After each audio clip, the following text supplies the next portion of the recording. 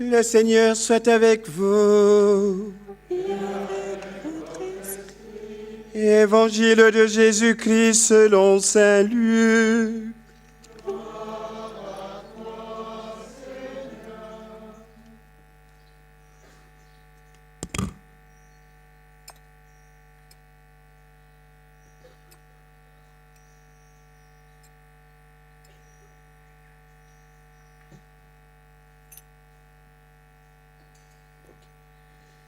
En ce temps-là, Jésus ressuscité, apparaissant à ses disciples, leur dit : Il est écrit que le Christ souffrirait, qu'il ressusciterait d'entre les morts le troisième jour, et que la conversion serait proclamée en son nom pour le pardon des péchés à toutes les nations, en commençant par Jérusalem. À vous d'en être les témoins, et moi, je vais envoyer sur vous ce que mon Père a promis.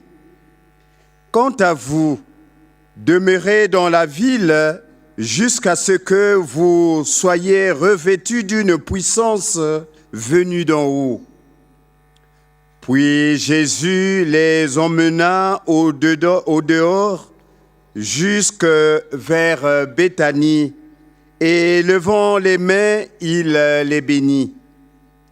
Or, tandis qu'il les bénissait, il se sépara d'eux, et il était emporté au ciel. Ils se prosternèrent devant lui. Puis ils retournèrent à Jérusalem en grande joie, et ils étaient sans cesse dans le temple à bénir Dieu. Acclamons la parole de Dieu.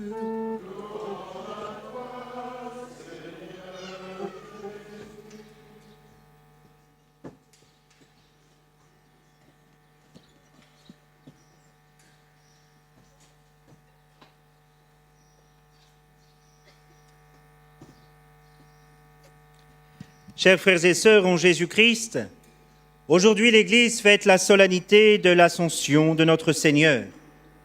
Et saint Luc, dans l'Évangile, vient nous dire, tandis qu'il les bénissait, il était emporté au ciel.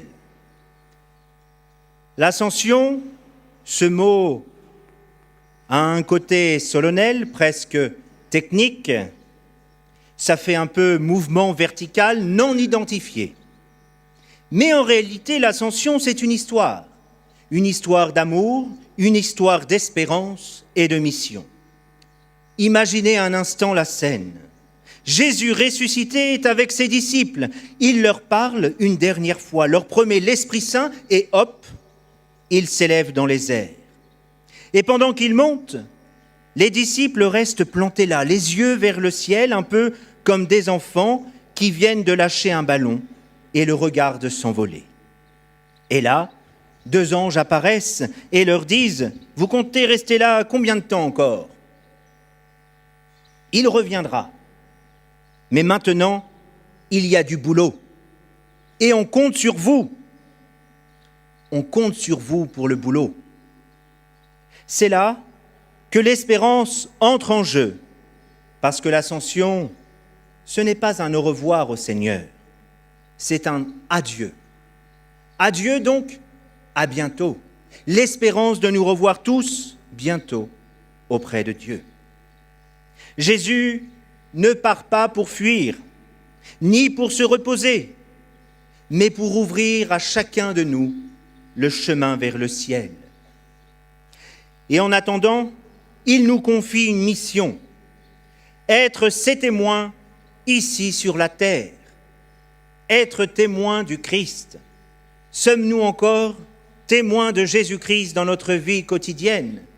Car attention, le diable rôde comme un lion qui rugit, va et vient à la recherche de sa proie, et chacun d'entre nous, nous pouvons être la proie. La mission nous est confiée d'aider ceux qui nous entourent à découvrir, à connaître et à aimer Jésus-Christ, à aimer Dieu plus que tout, à nous donner pour lui. Le psaume, aujourd'hui, nous invite à applaudir et chanter notre joie car Dieu règne. Car notre Dieu règne et il nous montre un chemin.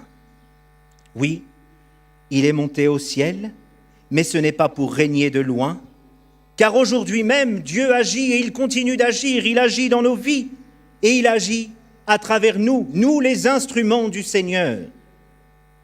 Et surtout, il intercède pour nous, comme le dit la lettre aux Hébreux. Il est notre avocat au ciel. C'est sûr, il connaît le juge. Il a écrit la loi et en plus, il nous aime plus que tout. Pas mal pour nous aider une fois arrivés là-haut. Mais reconnaissons-le, parfois on préférerait qu'il reste un peu plus visible. Voir Dieu, je veux voir Dieu. Voilà toute notre espérance. Mon Père, si je ne le vois pas, je ne le crois pas. Et pourtant, dès qu'on est connecté sur Wi-Fi et qu'on voit Google sur son smartphone, on ne voit pas la Wi-Fi, mais on y croit. Eh bien, le bon Dieu, il faut y croire plus que tout. Il est là, il est présent. On aimerait bien qu'il règle tous les problèmes de manière plus spectaculaire, qu'il nous fasse trouver les 6, 7 ou 8 numéros du loto. On aimerait bien une petite multiplication par-ci, par-là, à chaque fois qu'il y a une inflation dans notre pays, c'est-à-dire en permanence, ou un calme immédiat lorsque les conflits grondent. Et pourtant, Jésus ne fait pas à notre place. Il nous envoie. Il fait confiance à des gens un peu bizarres, à une bande de pêcheurs un peu maladroits, un peu gauches sur les bords, à quelques femmes fidèles, à des gens très ordinaires. Mais en bref, Jésus nous fait confiance à chacun de nous et il attend de nous une véritable réponse. Quand il leur dit « Maintenant, allez, soyez mes témoins », c'est pour chacun d'entre nous. De quoi aujourd'hui, dans ma vie quotidienne, je suis témoin.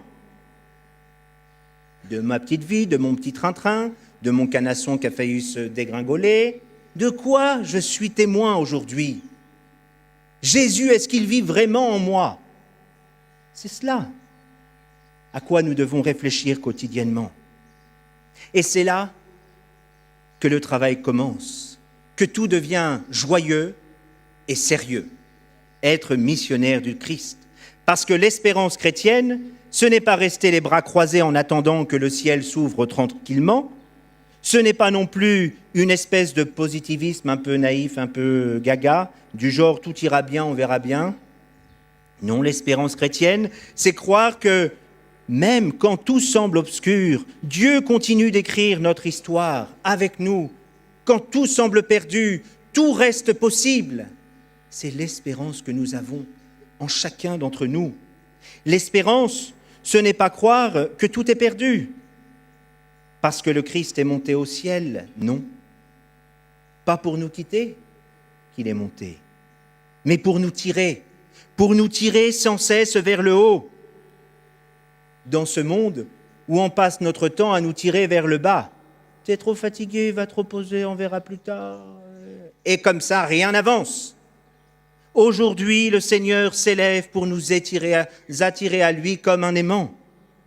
Et il nous laisse un GPS, le plus fiable, le plus extraordinaire, celui que nous attendons tous, celui que nous espérons tous, l'Esprit Saint. Est-ce que l'Esprit Saint habite ma vie quotidiennement? Alors aujourd'hui, on pourrait penser que c'est Jésus qui s'éloigne. Pas seul, jamais seul. Il est avec nous, autrement, invisible mais bien présent, comme dans tous les sacrements. Et il nous dit, ne reste pas à regarder le ciel, regarde ton frère, ta sœur, la terre que je t'ai confiée. Et qu'est-ce que tu en as fait de cette terre? Aime, espère, relève, construis. Voilà notre mission qui est confiée à chacun d'entre nous. En résumé, l'ascension, ce n'est pas un Jésus qui monte pour fuir, mais c'est un Jésus qui monte pour nous entraîner avec lui, pour nous élever avec lui. Un peu comme s'il disait « Je vous attends là-haut, mais je compte sur vous ici-bas, et je vous envoie mon esprit pour que vous ne perdiez jamais la route. Suivez mon chemin. » Alors oui, gardons tous les yeux tournés vers le ciel. Le ciel nous parle, les nuages nous parlent, la lune nous parle, les étoiles nous parlent. Contemplons les merveilles que Dieu nous offre, mais toujours avec les mains prêtes à servir, le cœur prêt à aimer, même ceux qui nous agacent, ceux à qui on aimerait mettre un bon coup de boule pour nous détendre les nerfs. Mais le Seigneur vient nous dire qu'il faut continuer de les aimer. Et les pieds, ces pieds, bien ancrés sur la terre, pour pouvoir parler à tous ceux qui sont autour de nous, pour pas que les gens pensent que tous les catholiques sont des bénis oui-oui, même s'il nous en faut quelques-uns, mais bien les pieds sur la terre, ancrés. L'espérance chrétienne, ce n'est pas fuir le monde, c'est l'habiter, et l'habiter avec foi, une vraie foi que nous travaillons quotidiennement.